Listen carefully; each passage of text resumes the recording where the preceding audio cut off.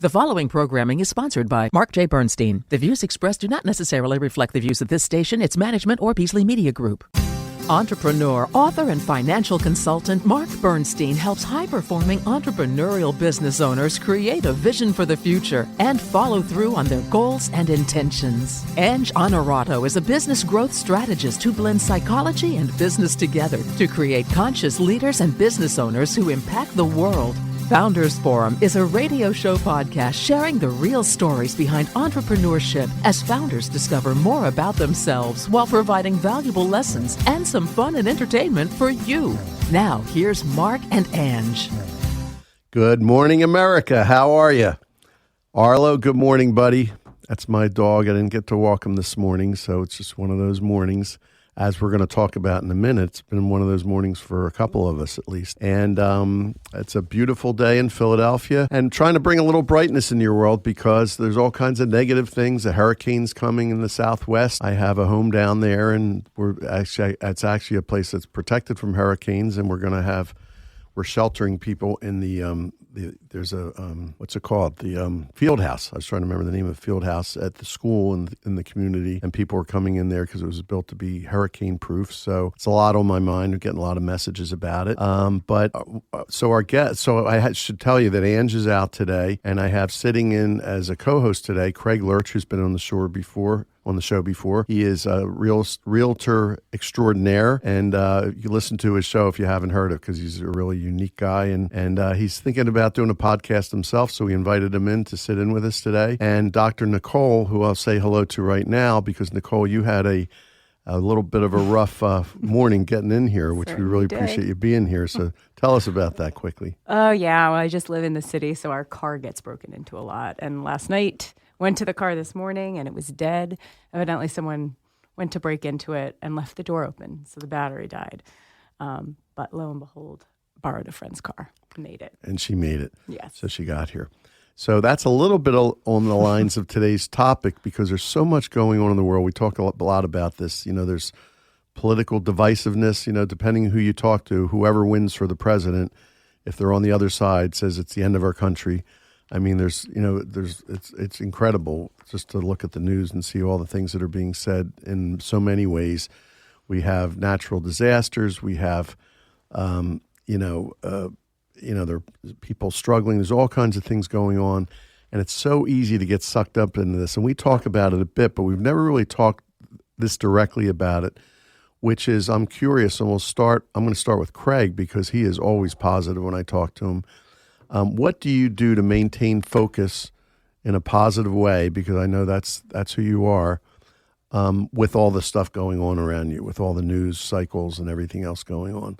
What kind of things do you do? I can tell you one thing. I'm really excited to be sitting here with Dr.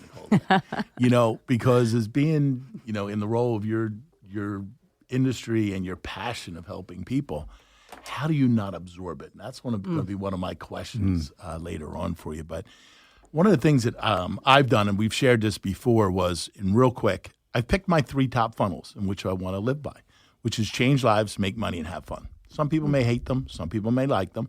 But these are the ones that make me work. So changing lives is working with people in the real estate business, working with other agents, holding doors for people, buying lunch random, dropping a $100 bill in a donut shop and saying buy the line donuts until the money runs out, letting people pull out in front of you. You got to make money. If you're not making money, you can't help and be charitable. If you say you make too much money, donate it. Stop making the excuse. Donate the money. Give it away. There's plenty of people that need it. And have fun. If it's not fun, why are you doing it? So I live in focus of it needs to be a 2 of the 3 funnels or I'm not touching it. I'm thrilled today. This is changing lives. It's changing mine, and being able to meet Dr. Nicole and always being with you, Mark. It may not be making money, but that's not the point of everything. But it's having fun. It's doing something different. It's change.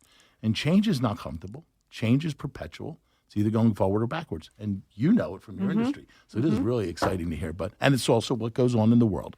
And God bless to everybody in Florida and anybody that's been hit in the storms. I'm sending my prayers to you. Well, we're all about forward focus on this show, so I'm really glad you brought that up. So your answer is really stay focused on the 3 things that energize you, and that's it. What's your purpose? What gets you out of bed? What gets your feet on the ground and stay? Because if you get lost in your future purpose, you're not going to be any good in your present.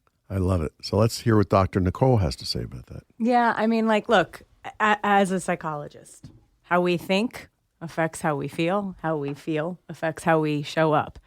And the reality is we have a lot of control over how we think, period.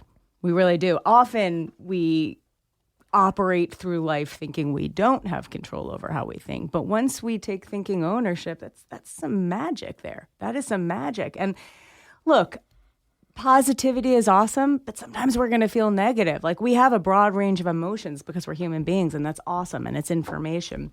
And I think one of the things that really motivates me and really keeps me in check, because I get really negative sometimes, and I definitely have an algorithm on my phone, and I doom scroll and find all the negative headlines right before bed. Not a good habit, so don't do that. Right. But I think one of the things I keep in check is that I, not only with the thinking, taking thinking ownership, but how I show up impacts the people around me. How you show up impacts the people around me. There's something called emotional contagion. You know, we mimic each other. When mommy smiles down at us, we smile back. When mommy frowns at us, we frown back. And when you smile, those muscles in your face set off a physiological process that triggers your emotional center, creating happiness. Emotions aren't really sexy. They're just neurological firings. That's why when you're walking down the street and someone's smiling at you in a non-creepy way, you smile back. So the impact that we have on people is so profound. And the same goes for when you're angry or sad or whatever. That's why if you have someone negative on your team, that stuff spreads like wildfire. We have control over that. So one of the things when we're around negativity or exposed to negativity, once you get out of that situation, go watch a comedy video or a puppy or kitten video, something that's going to make you smile. Because again, we can control that. And if you can't get out of a room with someone that's negative, put a pencil or a pen in your mouth and bite hard because you're mimicking that smile. So I'll only comment. I'm not going to tell you what I do because I've mentioned some things on the show before. But there's two things I'll say. A book you would love. It's called Don't Believe Everything You Think. And you would love it too. Have you heard of it? I haven't heard of it. Oh, so it's a guy named Joseph Wynn. I've mentioned on the show before. And it examines, because we don't create our thoughts. Thoughts come from out there, you know, because they're could be from your parents, from news, from people you're surrounded with, from your teachers, your schools, whatever it is. And thoughts enter your mind. It's what you do with those thoughts that happens. And I've known that forever, but I've never really been able to like catch those thoughts as they're coming in and know what to do with them. And this book tells you how to do that. And it's a very small, concise book, but it's made such a huge impact. And the second thing, which I won't go into now, but I told you about a course that I've done 3 times called Create Powerful. We'll talk more about that offline. But that has to do with looking constantly at the impact you're having on other people. And, you know, everyone thinks they do that. I always thought I did that until I realized I didn't in many, many cases.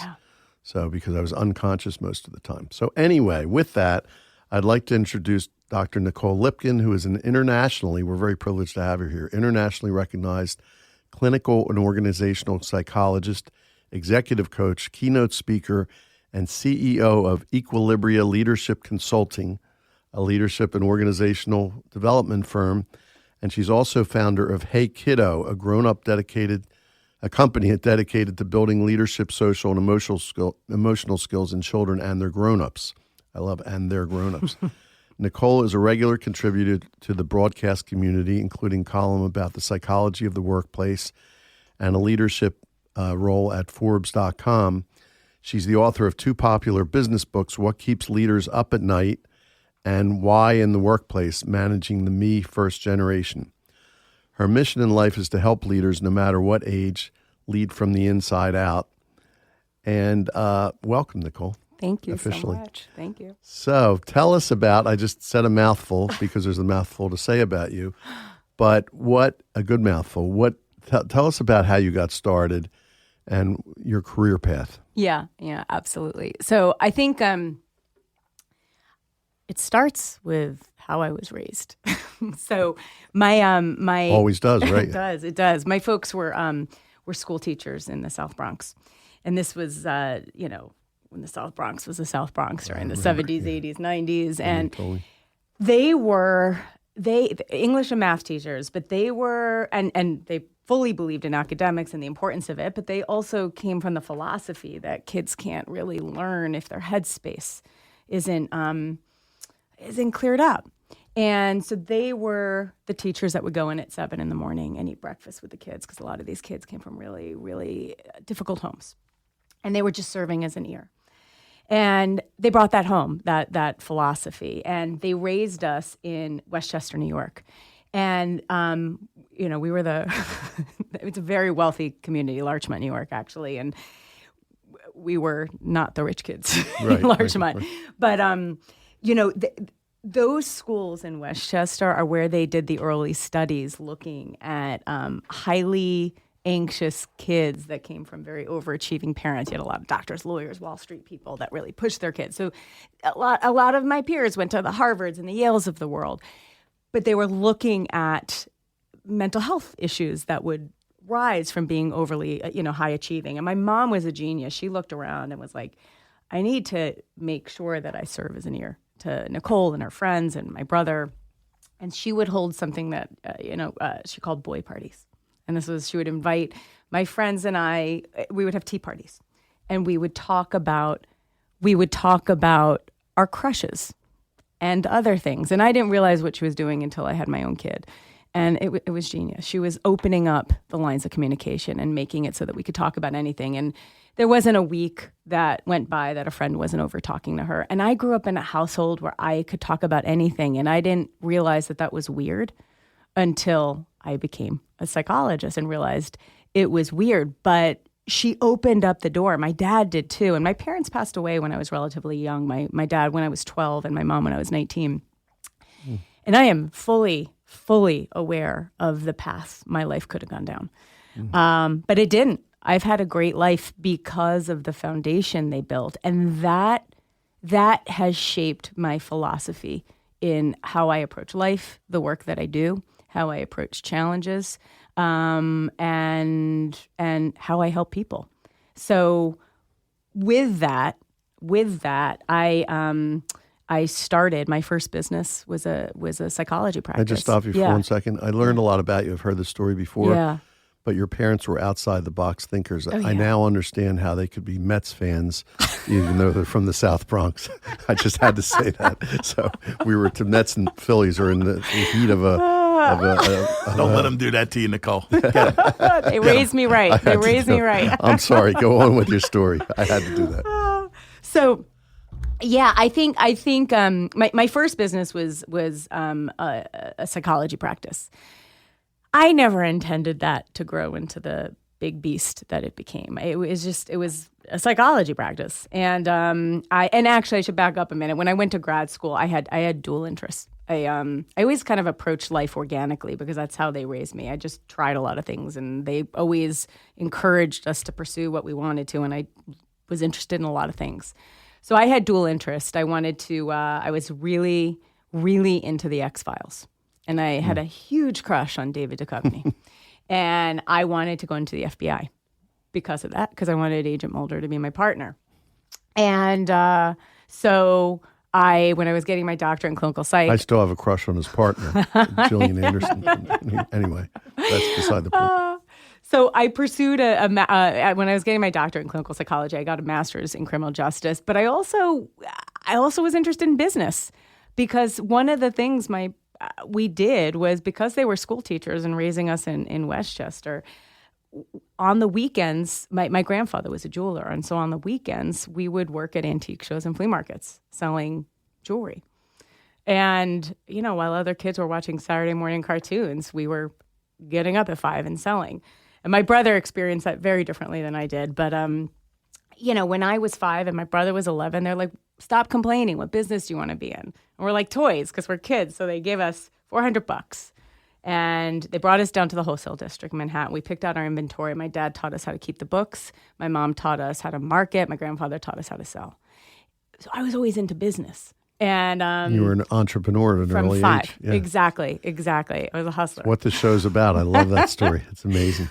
So you have a very rich background. It's really amazing. I had a great upbringing. I had really cool parents. Very fortunate. I was very lucky.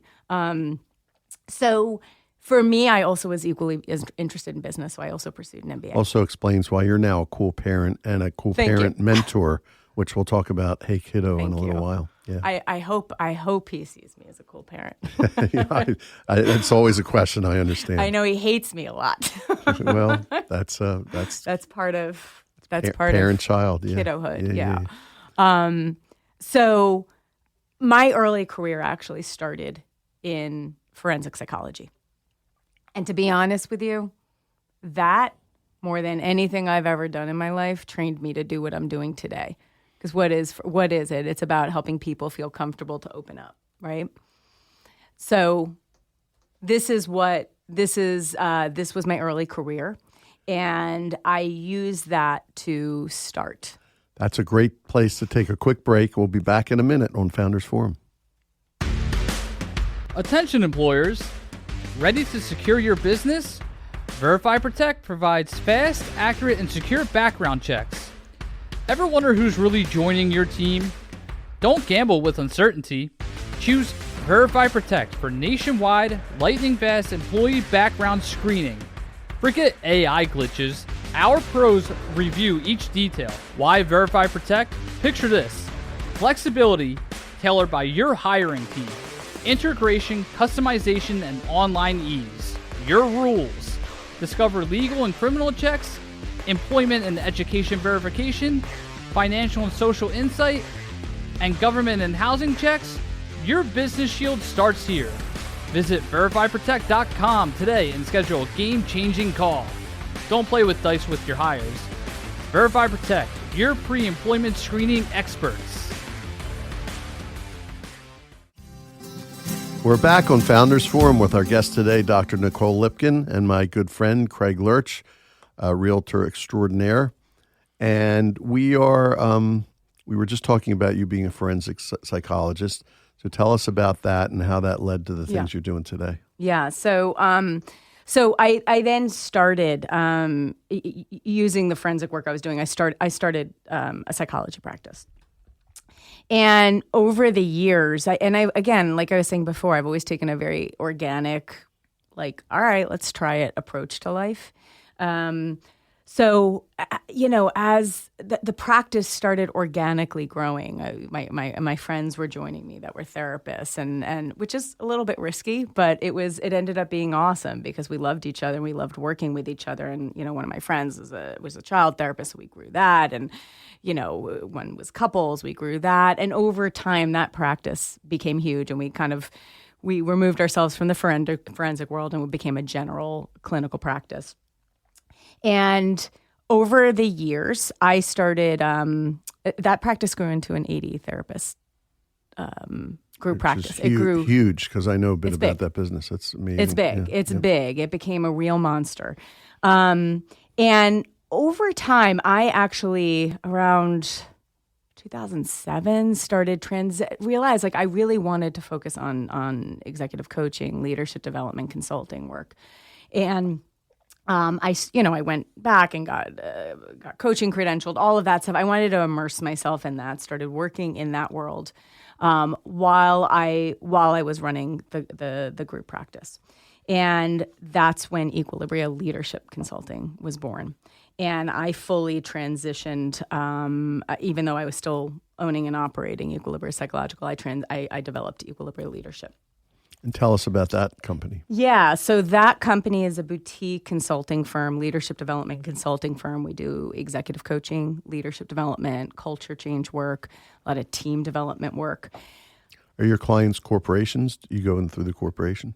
Corporations, individuals, founders. So we are size and industry agnostic. Hear that, founders that are listening? Yeah. Big time. Because, I early on, I was in... I found myself in the security world and automotive. And as a consultant, I don't want to be biased. And I found myself starting to get biased. So that's why, I work everywhere from the Fortune 50s to small startups. And, that company, the reality is I am a psychologist. And I personally, and I'm really biased with this, I think psychologists are some of the best people to do this work, because until the robots take over, we're people working with people. And this is what psychologists do, you know? Right. So Right. there's no like 5 steps to leadership or 5 steps to team dynamics. It's understanding our own stuff in our heads and our own blockers. So that's the work we do there. And I, So you're very busy with that. Yes, I'm and very I think busy we're with going to. You started another company. I started another company. So what caused you? What made you wacky enough to want to do another company? I think I always operate in threes. Oh, there you go. I always you are an entrepreneur, so that's why. Yeah. But I always had the dream to build what is now Hey Kiddo, which is a tech startup. You know, I think from a professional standpoint, having the practice for so many years, which I eventually exited, having the practice for so many years, I saw the mental health crisis was escalating for so many years before everyone started paying attention during COVID. And we keep on outsourcing mental health to schools and therapists without focusing on the third part of the trifecta, which are parenting adults. And I got to also give parents the tools and caregivers the tools. Yes. So from that, and also just my upbringing and having that openness, like I don't think it should be the luck of the draw of who your parents are. I think every parenting adult, and I'm saying parenting adult because not everyone has parents, every parenting adult deserves the opportunity to learn these skills and open up the lines of communication. So that was where Hey Kiddo came from. And I'm not a tech founder. I had to learn how to be a tech founder, and that has been the hardest professional thing I have ever done in my life. I bet. That and also exiting the practice. Those two things were, but they also made me better at what I do. Right. You know, going through those experiences. Sure. Growth, no growth without change, right? Oh man. So Hey Kiddo, describe that. That's an app.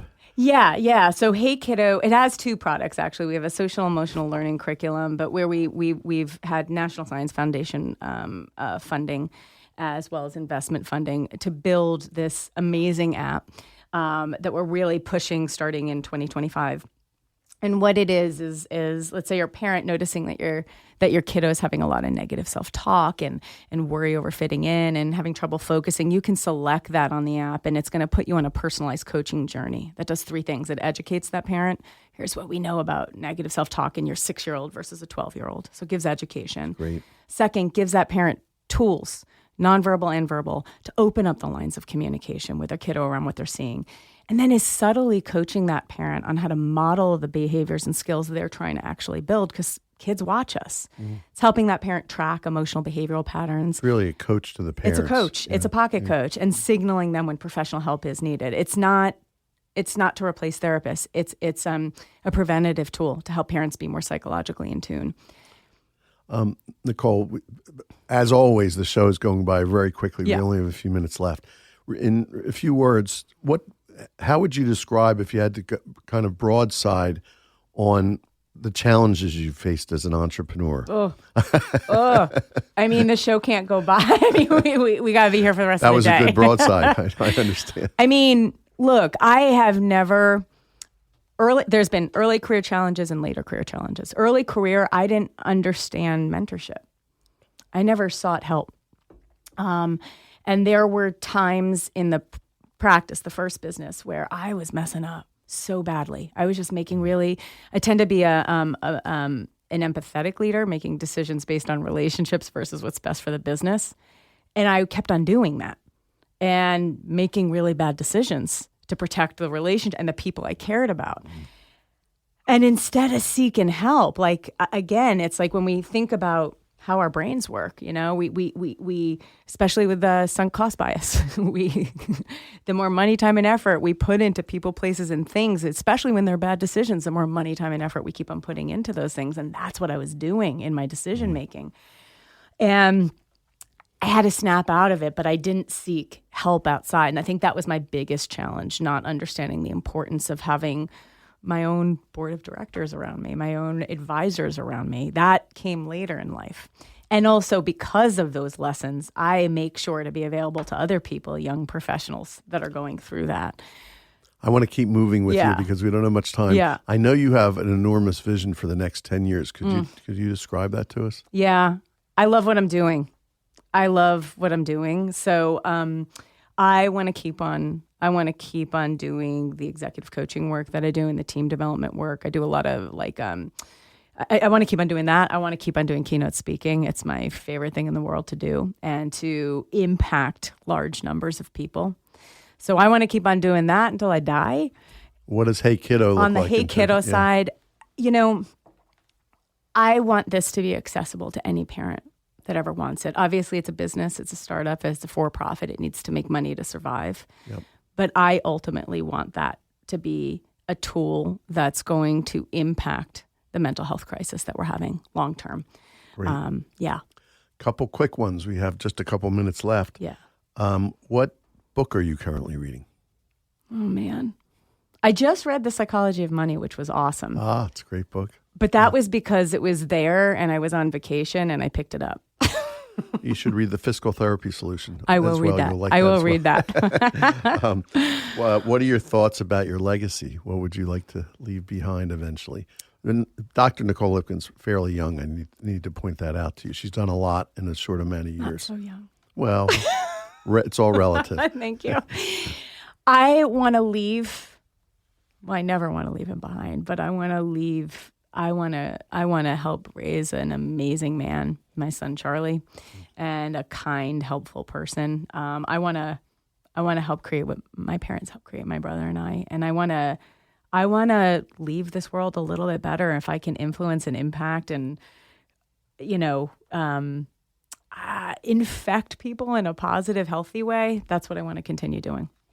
Because I've rushed you through these answers, we actually have like another minute. We do. So okay, good. Fire a couple other quick ones at you. it. Favorite music? Do you have a favorite song? Favorite artist? Favorite album? Oh my God. I do. I was raised on classic rock and blues. Okay, I like where you're going. I have to be honest with you. My favorite movie of all times and my favorite soundtrack is Xanadu. And what's interesting about that, every night before I would go to bed, I would pray to the Xanadu gods that I would wake up as Olivia Newton-John and have her voice and roller skate like her and be a muse. I wanted to be a muse when I grew up. Wow. So Olivia Newton-John and David Duchovny were two of your mentors. I love it. Real quick, favorite movie?